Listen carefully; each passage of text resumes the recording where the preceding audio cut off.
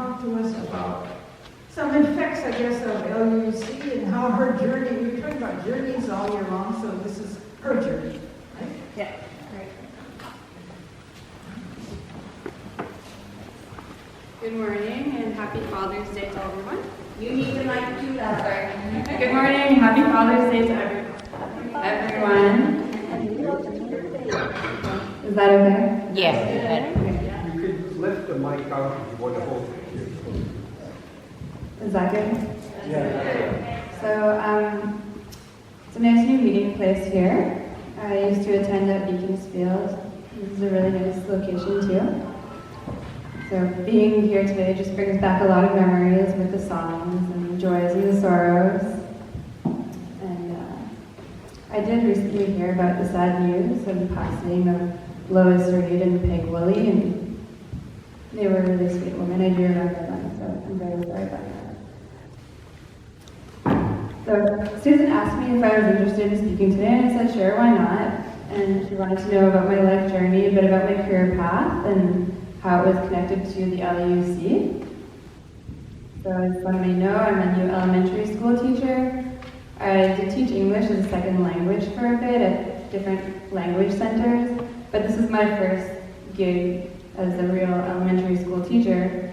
And I'm teaching small group French second language classes, substitute teaching, and resource teaching downtown at Bancroft, which is on St. Urban and Mount Royal. I found that the warm and loving, inclusive environment here at the LUC kind of turned into my way of interacting with the children that I teach now. During Sunday school and even at barbecues, the adults would value our play and value our curiosity. I felt very loved and accepted for exactly who I was, and I knew that the other kids were very loved too. Everyone was included. We learned about and celebrated different traditions, cultures, religions, different ways of being. And I learned that connection and community are very important. I felt like I was in a safe environment where I could ask any questions I needed to ask. I felt free to learn and be curious.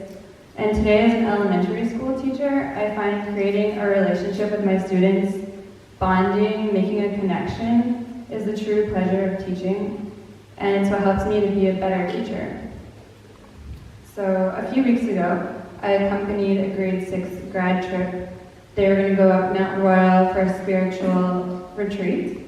And one boy was really anxious. He was scared, I'm not sure why, he didn't want to go up the mountain. He wanted to stay back at the school. But I felt like he should be included too. I felt like he would miss out if he didn't come with us. So I sat next to him patiently while he was huffing and puffing, and some of the other teachers told him, like, you better behave. But instead of me focusing on his behavior, I could kind of tell that he was just insecure and disconnected, and I figured I'd try to quell his fears by distracting him, and I hoped that that little connection with him would help. So I sat beside him and said, hey, those are some great hiking shoes. Mine are falling apart. Where'd you buy them? I need to buy some. And he was like, oh, you should go to Sports Experts. He was happy that I was curious about something that he had, I guess. And I asked him, have you ever heard of the West Coast Trail over in British Columbia? It's a difficult trail, and there are people who go there, who go up Mount Royal to train for the day, just like you. And he started to smile, and he proudly told me how one of his dads lives over in British Columbia. So he was ready to go after that. He just smiled and said, I want to go. And then he went with us and had a great time, and that was that. So that was good. So whenever I teach any lesson or interact with a student, I believe this. I believe that the child I teach is a person before they're a student, in the same way that I must see myself as a person before I am a teacher. We all have good days, bad days, make mistakes, and we need love and acceptance before anything else. So I must see the child as the whole child, not just academically, but firstly as emotionally, socially, physically, and spiritually. So So, and another one of my students who has reading difficulty and writing too, I would ask them to read a word or a sentence, and she would hesitate to even try. So I would tell her, like, I don't mind if you make a mistake. You can make all the mistakes in the world. You can make 10, 20, 100. It doesn't matter as long as you try. And then she somehow ends up trying. So if I can have that child realize their worth and not base their worth on their academic success, I feel like I'm doing my work. A few weeks ago, one evening, I was watching Netflix. It was a documentary commemorating Fred Rogers' life journey and achievements from Mr. Rogers' neighborhood. He passed away in 2003. I felt moved by this documentary, as it also reminded me of the kind of loving experience we can have here at LUC. There was one particular quote that really spoke to me. So, Mr. Rogers said, "Knowing that we can be loved exactly as we are gives us all the best opportunity for growing into the healthiest of people." And I think it's pretty true. He also had another quote that I liked. Probably familiar. "It's you I like, it's not the things you wear, it's not the way you do your hair, but it's you I like, the way you are right now, the way down deep inside you, not the things that hide you, it's you I like." So as a new teacher, I'm sometimes a little bit too hard on myself. I constantly need to remind myself that I'm still in a learning process and I don't need to be perfect. I can be worthy and competent just as I am, even if I make mistakes during the process. Then I am grateful that I had a solid foundation with the LUC being a part of it. I can remind myself of the acceptance everyone tries to create here. I would like to ask you all, if you can, to take a moment of reflection and think about someone who helped you along the way of growing up during your life's journey. Someone who helped shape you. So if we can, take 1 minute to reflect in silence. And if anyone would like to share their reflection, I'd love to hear about it.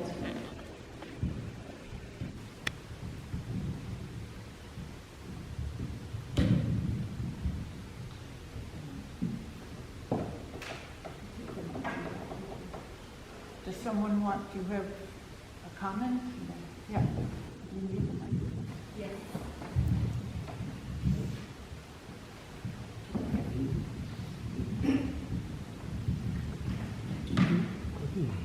There are two people. One was my mother's matron of honor, Irma Hatcher. She and her husband, Gordy, were like a second set of parents for me. They were the ones who introduced my parents to the Unitarian Church of Montreal. And my parents became members in 1959 there, and I went to Sunday school there. But Norma was a wonderful role model for me, with a great sense of humor and patience. She had to have that living with Gordy. He had a kind of an obtuse sense of humor. And the other person is my godmother and my namesake, Shari Ferenc. She lived in Buffalo, New York after moving from Montreal. And she then moved to Baltimore. She really wanted to live in Toronto to be closer to her family, or in Montreal. But anyway, she was a role model for me. I went to visit her in both Buffalo and in Baltimore. She was doing research in heart disease at Johns Hopkins University in Baltimore. And anyway, I saw a little bit of her life there and read some of her work.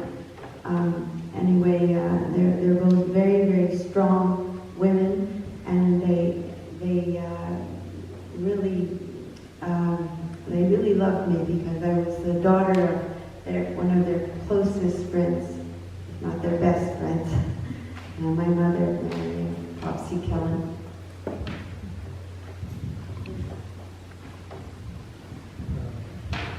I'd like to remember the teachers I had in high school. I won't name them all, but the quality they had was something that you mentioned in your presentation. You realized that they saw you as a person. You saw beyond the student and they saw the person. And I particularly want to remember Carl Lang, who was a teacher 1 year in high school, and he was an immigrant like myself.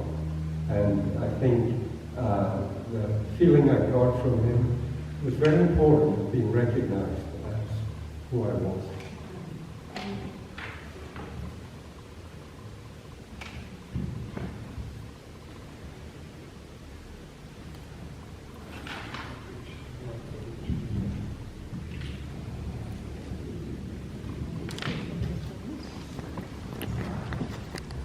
I don't know if this is the time for this, but I felt inspired to, I lost my father a long time ago, but I felt inspired to make a little collage of pictures of him.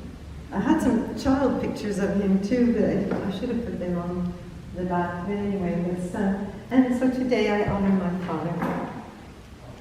And I introduce you to him, Jerry Silver. Did you want to pass it around? I'm sorry? Did you want to pass the image around? Oh, really? Oh, because you want people to see. Sure. Oh, no? Okay, why not? Why not?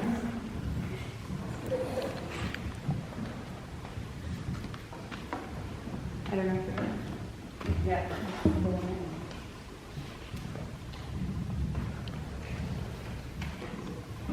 I'd just like to give a shout out to my high school English teacher because she was so wonderful. Her name was Miss Murphy, and she was dignified and she was quite stern, but you knew that she cared about every single one of us in the class, and she was determined that we would take something away from the poetry and the stories and the plays that she taught us.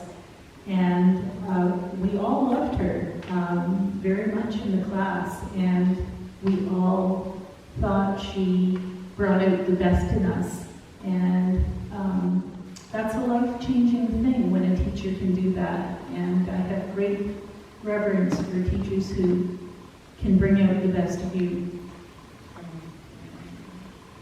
I'm going to take advantage of having the microphone, passing it over. So I think of so many teachers who have had so much patience with me and my antics, and also helped me to dream and to reach inside and find potential that existed there, and encouraged me along the way in so very many ways. And just always noticing the person that I was, the best person that I could be, I think at times, and giving me that credit.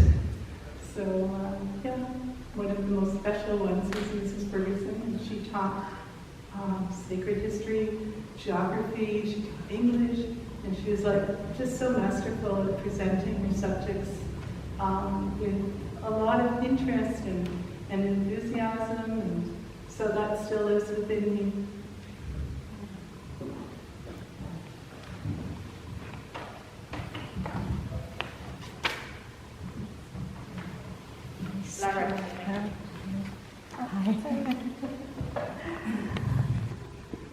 A particular teacher comes to mind, and I often think of him when I think of authentic people and people who are willing to be a bit bold, although he was normally a teacher. He's a teacher of history, or was a teacher of history, and I was in grade 8, and he certainly inspired me, and I already had a lot of history. But one day there was a girl in the class, and she came in with a new sweater. It was a pink Angora sweater. And she was, and we normally, for most of the year, wore uniforms. But this day she had this beautiful new pink Angora sweater. And we used fountain pens in those days. And she pulled the cap off her pen, and I don't know what happened, but she got ink all down the front. And it was this big, everybody in the class gasped. And then there was a silence. And Mr. Patrick looked at her and he said, "You can swear if you want to."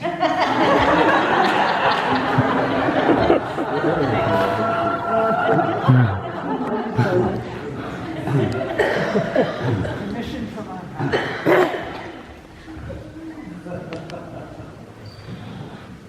I would say that many people in my life contributed and encouraged.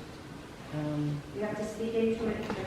Okay, I would say many people influenced me, from teachers and family and grandparents. But my sister was the one that stood up for me because I was a difficult child that was always getting into trouble.